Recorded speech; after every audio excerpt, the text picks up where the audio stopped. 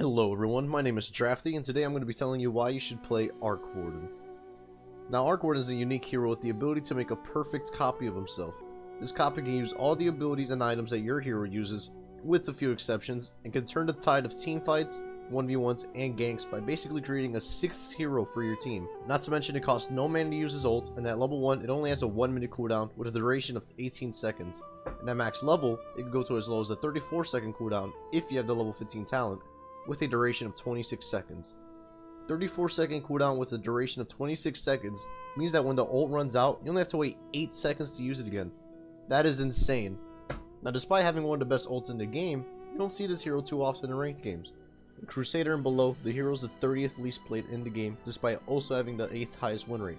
As you go up in the ranks though, the hero goes from a 5% pick rate in Crusader and below, to a 6% pick rate in Archon, to almost 7% in Legend, and then reaching its peak at around 7.5% Ancient. Not only that, but Arc Warden's win rate is among the highest in all of these ranks as well, until you reach the Divine Immortal bracket, where his win rate and pick rate both drop by about 2%. There's a very obvious trend going on here. The higher you go up in the ranks, the more likely Arc Warden is played. Why is this? Well, it's pretty obvious. Higher MMR players know how to use Arc Warden more effectively than lower MMR players, because they are usually better at the game and will more often have the skill to manage 2 heroes at the same time. Now, even though Arc Warden's pick rate goes up the higher you go, until you reach Divine, he's still not picked very often. So why is it that this hero, with one of the best ultimates in the game, and one of the best win rates across all ranks, not being picked that often? Well, I'll tell you why. It is because Arc Warden has one of the toughest skill barriers in the game to get through. His ultimate. Learning to use Arc Warden's ultimate to its full potential is what makes him into an unstoppable pub-stomping monster, rather than a weak little dummy in which the hero and ult are only being used one at a time. You see, I used to be at around Archon 4 when I first started playing Arc Warden, and I was a noob. I had no idea how to play the hero, and I wasn't capable of using both the hero and the ult at the same time. But after a few matches, I started to learn to control both and swap between them, using them individually but at the same time, and I went from a noob who was stuck at Archon 4 to a decently above average player now at Ancient in about a month or two. So how did I overcome this barrier?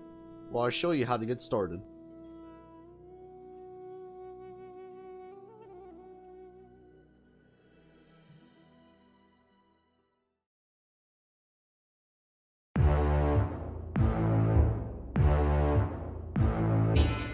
Now, what you want to do in the lane before you get level 6 is to just focus on getting last hits. You can harass your opponent with your amazing auto attack when you aren't last hitting, and you want to stay alive and don't leave the lane for anything. You must stay in the lane and get as much XP and gold as you possibly can so you can get your ult as fast as possible. Once you get your ult, this is where the game really begins. First, learn to control both of them together simply by just clicking and dragging the cursor over both of them to select them both. Next, what you would need is a button that allows you to quickly swap to the next unit, which you can find here in the settings under Control Groups and Next Unit. I use the letter C, but any key will do as long as you're comfortable with it. Next, you should practice using both of them by doing this. Flux, Flux, Spark Wraith, and then you can place a bubble or just auto attack. It's very easy to pull off, and it is your bread and butter when 1v1ing is Arc Warden.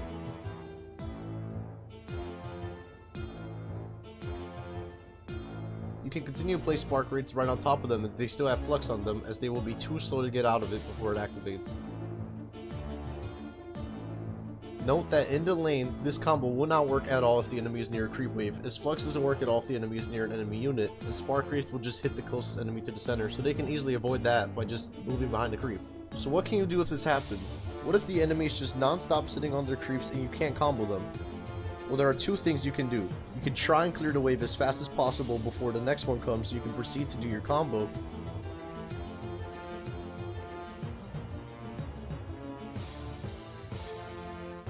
Or you can bait the enemy into moving out of position and right into a spot where you can use your combo.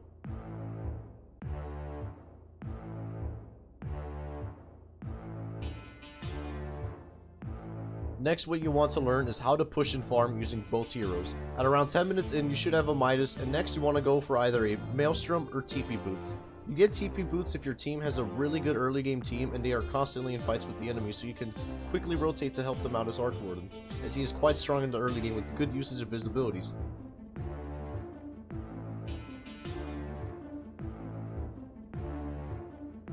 Or you go Maelstrom next after Midas if not much is happening on the map and no fighting is occurring, so you can farm faster and get TP Boots quicker. Once you acquire these 3 items, It's time to Rat Warden. To farm and push the map effectively with Arc Warden, you have to be aware of what's going on in the map. You use your hero to farm places that you know are absolutely safe, usually your jungle or a lane where the enemies aren't at and near your tower. While your hero farms safely, use your ult and send it out into a lane where no one is at and start split pushing that lane and farm it. If you are a noob at microing, you can just select your ult, press the letter A, and left click down the lane. This is called A clicking, and it allows the unit you do it on to attack everything in its path until it gets to its destination. This allows you to focus on your main hero while the ult goes and farms and pushes the lane on its own.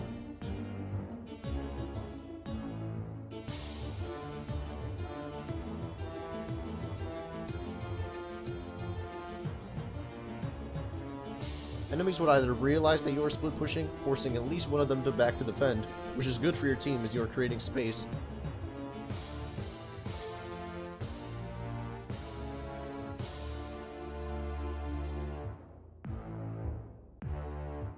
Or they won't notice or will ignore it, and you will get free farm and maybe even a tower.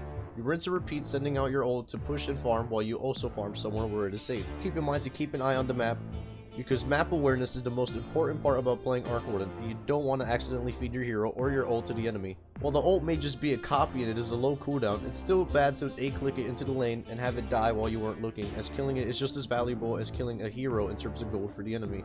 So just be aware of the map while you farm and push with this hero. By the time you have your 3 essential items, it would be around 20 to 25 minutes into the game. Now that you are at the point where you are split pushing and farming the map quickly, you'll be acquiring a lot of gold very quickly. Well, what do you buy next? This is the only item build I ever go for in all my matches, and I highly recommend building this every single game, as it is very tough for you to lose once you acquire these items. Victory is guaranteed, and you should build this every game. Lots of damage, great survivability, and nothing the enemy does will be enough to counter this.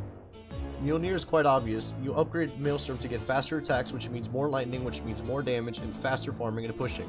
MKB for even faster farming and pushing, as well as its amazing damage output, both effective on squishies and tanks.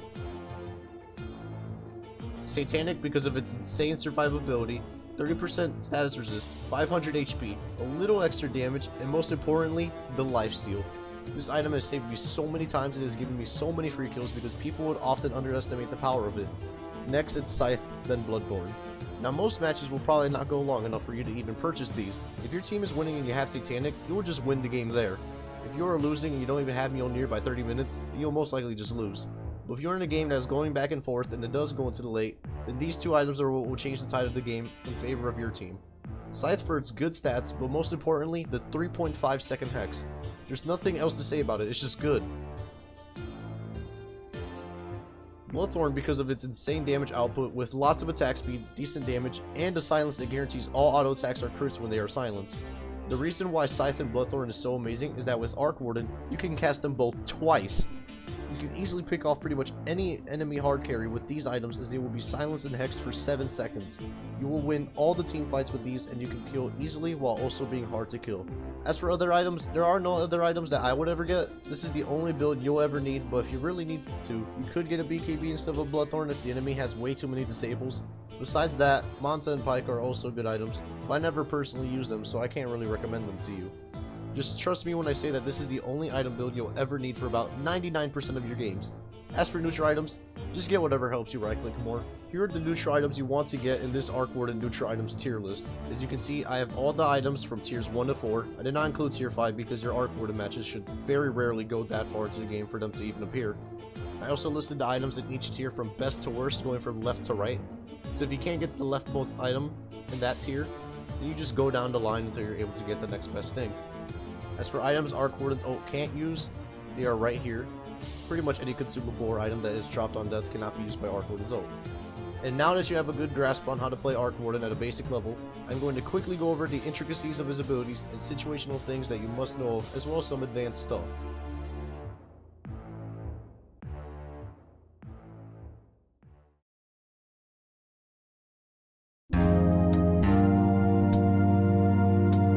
You may or may not have noticed, but I haven't really talked about Arc Warden's W, the magnetic field. That is because the ability is complicated and difficult to learn how to use effectively. When pushing and fighting, you can just plop it down right on top of you to attack faster for the 100% evasion if someone tries to attack you from outside of it. That's pretty simple. But if you want to master this ability, you must master how to place it and when to place it. The ability's evasion may seem only useful against range attackers trying to hit you from the outside of the bubble, but it even works against melee heroes. You just have to learn how to place it so only you are at the very inside edge of the bubble and the enemy melee hero is on the very outside edge of it. Another thing you can do is place your bubbles together like this, or up against the terrain like this, so only you can be inside it and there would be no way for the enemy to hit you as long as you do it correctly. Lastly, it's important to use it to protect your buildings. Once you lose a building, you won't ever be able to get it back, so use it to protect them and to stall for time for your team to come help defend. As for Spark Wraith, it is an AoE burst damage ability with huge range and only a 4-second cooldown. It covers a decent area when placed, but has a 2-second activation delay. To use this ability effectively, you could use the bread and butter combo, just double flex and place the Spark Wraiths on top of them, as long as there are no enemy units around. You could also use it to get last hits on the enemy range creep and just last hit with it in general, if you're going against a hard lane like Cop or one of the spirits. Another way to use it is to control areas on the map, such as bounty rune spots at the start of the game, or the power runes near the mid.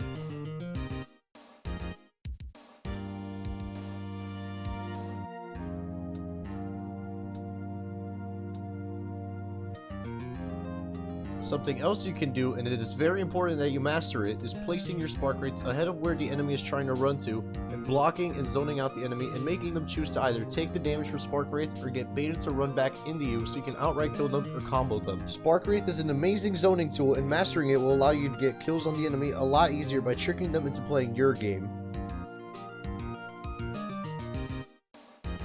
Another tip is to place Spark Wraiths in places to prevent you from getting ganked, whether it be placing it here in the trees to spot out enemy TPs, or placing them here near the stairs and river mid to prevent ganks. It is important that you make it a habit to place Spark Wraiths in places that will allow you to prevent ganks, as Spark Wraith gives vision in its AoE, and it will activate if someone that is invis or smoked walks over it.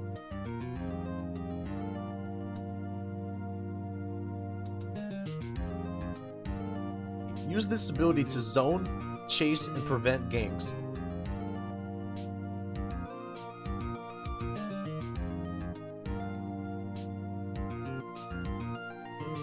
Finally, Tempest Double, Arc Warden's saving grace. Here are some general tips for result. In the early levels, try to time fighting with your ult with your Hand of Midas.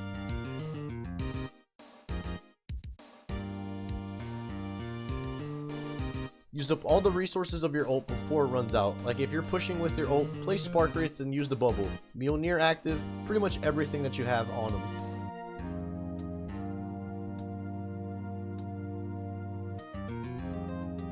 Lastly, use your ult to help teammates out around the map.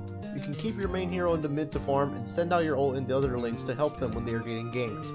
Another thing you can do is to use your ult to bait the enemy into dying. Enemies will often try and target your ult because it gives them about the same amount of gold an actual hero is worth, so use this to bait them into getting ganked by your team. If you're defending and the entire enemy team is up and it's just you or a couple of teammates, then use your ult to protect your building so your hero isn't at risk of dying. But if you're really good, you can use both the hero and ult to magnetic field your buildings and to stall long enough for your team to be back up. Alright guys, so for this part, it's going to be easier for me to do some live commentary on this because this is the last point that I want to make when it comes to using Arc Warden's ult. So as you can see here, my Ember Spirit's dead. He's dead for 60 seconds, no buyback, and the entire enemy team is up. And you can't really see it on the map because I have a map covering, but they're all going to our mid high ground tower right now. They're all making their way there right now, and so we have to defend it 4v5 when they have Phoenix Egg, Duel, and Chrono ready for this fight. So I noticed that they're coming. I use my ult, and I send it out to go top anyways because it's right outside their base too. And now the reason I send it out to their top base, as you can see right here, my Arc Warden's ratting, is because I'm trying to force somebody to back. You can use your Arc Warden ult to force somebody to back instead of having to defend with both of them, because it'll make it easier. In this case, it'll turn this 4v5 into a 4v4. So, you know, I send it out to go top. It's either going to be I take their barracks or somebody backs. So I'll let this play out. Right there, you can see the Phoenix right here at the top right. He's actually TPing back. The Phoenix is TPing back on a 4v5 high ground push to defend his top barracks. Now that's really good for us because now they have no Phoenix Egg, no Sun Ray, and nothing else that Phoenix would usually do in a team fight. So that's really good for us. No Egg. It's a 4v4. You can see Wind Ranger ults my tower. I put the magnetic field.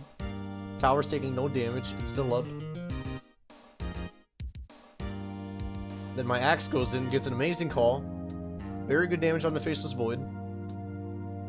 Wind Ranger's just dead. So, you know, I'm kind of like hanging back a little. I use my ult to attack the Faceless Void while I hang back. It almost kills the Void because I'm not trying to get chronoed with both my ult and my hero, because that would be bad. And so, you know what? I decided to just go in. Yeah, I get chronoed, but I didn't think it'd matter anyway, as you can see here. It doesn't end up mattering. I killed a Faceless Void, my ult kills the OD, and then my hero kills the Legion. And we were able to turn around that 4v5.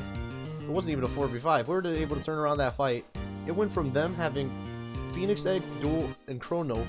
They had such amazing ults for team fighting. But I was able to make this a win for us because I managed to make this Phoenix go back to base, so they had no egg. The Chrono just wasn't enough. And the Duel, I don't even know who she dueled. So yeah, that's something that you can do with Arc Warden. Now with Arc Warden, I want to make my point right here that you don't always want to send your Arc Warden ult back to rat their base, because sometimes the enemy team will actually just kill your team if you don't have that extra manpower that you get from your ult, and because they could also just straight up end the game if they push fast enough. So yeah, but in this case, sending out the Arc Warden ult to rat was a good choice, and I managed to win the game. But the most important tip for playing Arc Warden is to use your brain. You see, Arc Warden is a character in which you really have to think. You can't play him with a linear line of thinking and expect to win, because Arc Warden is complex. He is a hero that requires some of the most awareness when it comes to playing Dota, and he is also one of the most flexible and versatile heroes in the game. And as you play Arc Warden, there are many choices that you have to make throughout the game that are usually split-second decisions. Should you continue farming or helping out the team in team fights? Should you have your ult in case you get jumped or just send it out somewhere to farm and push? Should you use your ult to defend a rat? Should I buy this item or that item, do this or that? The possibilities are endless with this hero, but if you can make the right decisions most of the time, then you will win every single game of Arc. The only way you would lose if you know how to play Arc is if your team is power feeding the enemy team, in which the game just goes from a 5v5 to a 1v9. You'll most likely just take an L, but a 1v9 is possible because the hero is just that good if you're that good with him. And finally, to wrap the video up, I'll be telling you when you should pick Arc Warden.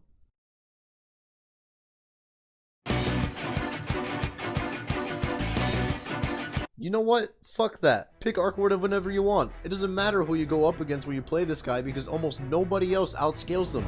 Arc Warden can be played anywhere, built with anything, and nobody can do anything to stop him. The spirits are pretty annoying, but what are they gonna do once you get this? Nothing. That's what. So play Arc Warden all you want. No one can stop you once you learn to play this guy and obtain these items.